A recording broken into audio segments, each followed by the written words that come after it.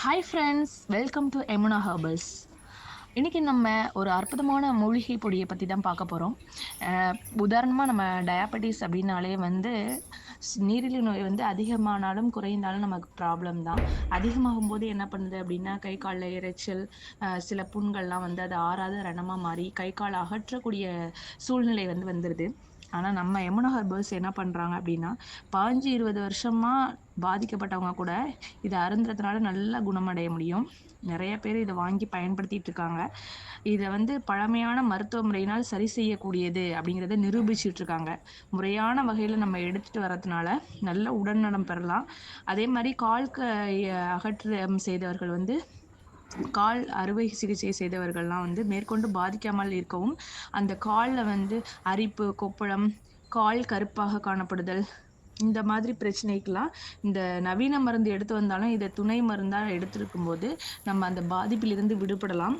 இது என்ன அப்படின்னா, இந்த வாதம், பித்தம், கபம் அப்படின்னு சொல்கிறோம் இல்லையா, 3 சமநிலையில் இருக்கணும்னு. அது மாதிரி எந்த வாதம், பித்த, கபம் எந்த உடம்பாக இருந்தாலுமே சரி, இதில் இந்த மூலிகை பொடியை சாப்பிட்டுட்டு வரதுனால அருமையான பலன் பெறலாம்.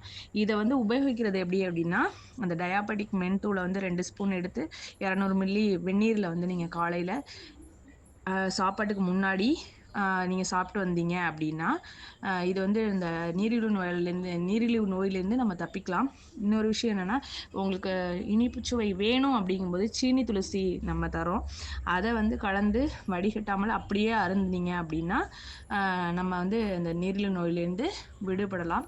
காலைல அதே மாதிரி 200 மில்லி வெந்நீரில் 2 ஸ்பூனு, மாலையில் 200 மில்லி வெந்நீரில் 2 ஸ்பூன். இதை அருந்திட்டு ஒரு 48 நாள் ஒரு மண்டலம் நீங்கள் எடுத்துகிட்டு வந்தீங்க அப்படின்னா, இது கட்டுக்குள்ளே நீரிழிவு நோய் வரும்.